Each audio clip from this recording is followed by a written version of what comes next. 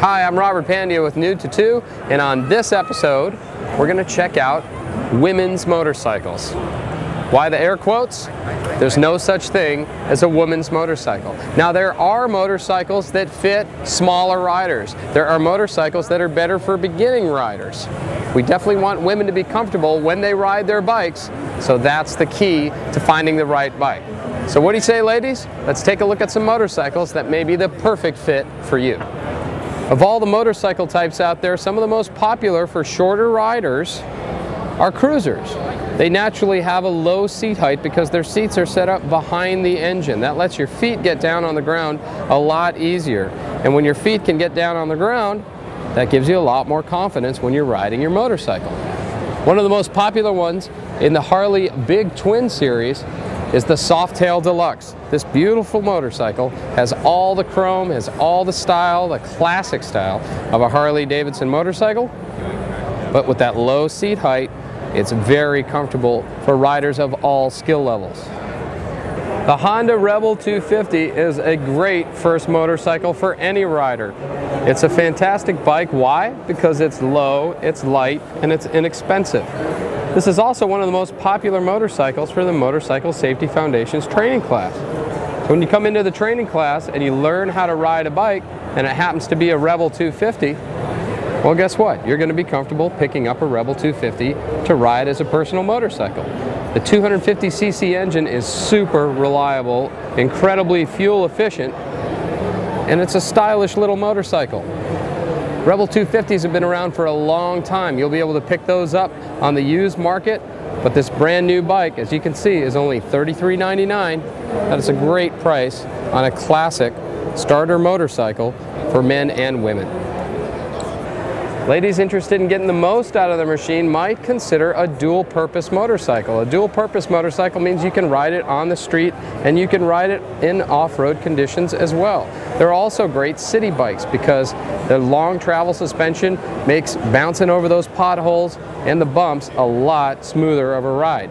Now, don't be intimidated by the seat height. Just because the seat is up in the air doesn't mean you can't ride one of these bikes. This bike is very thin. Dual-purpose motorcycles take after their dirt bike cousins. So with a very thin seat and a relatively easy reach to the ground, this Honda CRF 230 is an ideal first motorcycle for any rider, and it's a great motorcycle for female riders.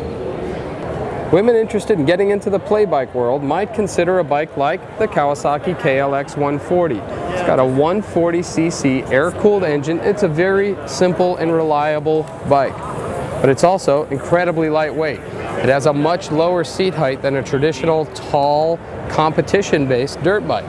KLX 140 is also very inexpensive, an easy bike to ride, an easy bike to maintain. Doesn't have a ton of power, but certainly enough power to have a whole lot of fun. Its lower seat height makes it a little bit more confidence-inspiring for the new rider, but it does limit the type of terrain that you can cover. But play bikes are a whole lot of fun and a great way to learn how to ride. The Kawasaki Ninja 250 has been a staple in the industry for female riders. It's a great motorcycle for female riders because it's very thin. It's low to the ground, it's got a sport bike look to it, and there's no denying that.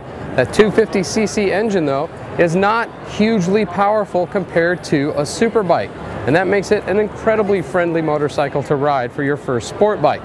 Let's catch up with Danny from Kawasaki. She's into big motorcycles. She started out on small bikes, but she's in love with the new Kawasaki ZX-14. Any bike can be ridden by any woman as long as she has a desire to ride it. My bike that I love is a ZX-14, and that's probably not what most people would consider a woman's bike, but that's what I like. So when a new female rider comes in to visit you at the Kawasaki display, and she's really interested in a big motorcycle, what's your advice to her as a first-time rider? Well, first I'd ask her how long she's been riding. If she's just starting off, I wouldn't suggest a 14.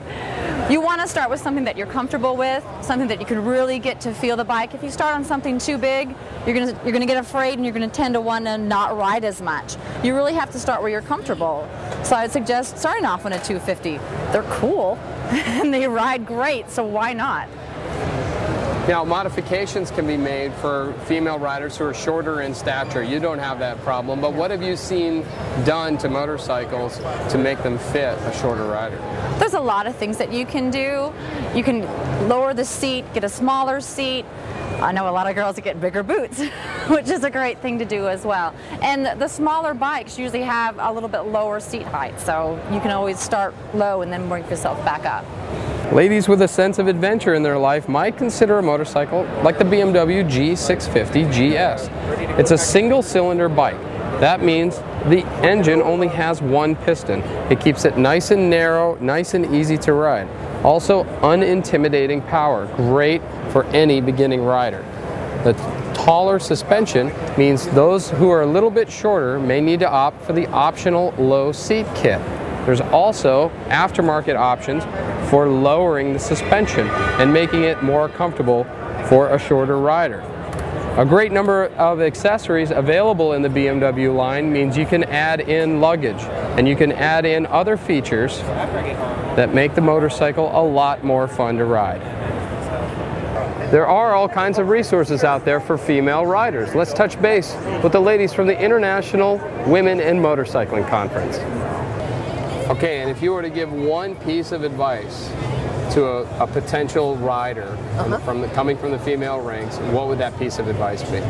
Well, first off, if you're just getting started, definitely take the Motorcycle Safety Foundation course. Most important thing. That's the best and the safest way to learn. After that, after you get your license, make sure the bike fits you. Don't take a bike because you've been like goaded into it. Don't take a bike that's too big for you to start. Start with a used bike. Get used to it. Learn what fits you, and then you'll start knowing what exactly you need to look for in a motorcycle to fit you. The same way you would buy a jacket to fit you right, make sure the bike fits you right, independent of the size of the engine.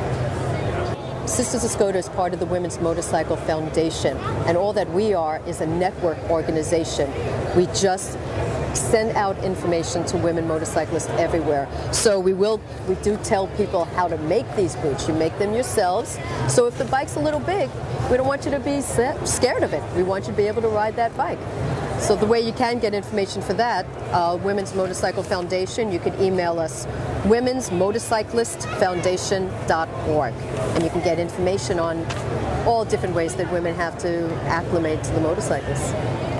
Many manufacturers have different variations of motorcycles within their lineup. Victory Motorcycles has the Kingpin family, and a new bike introduced for them is the Kingpin Low.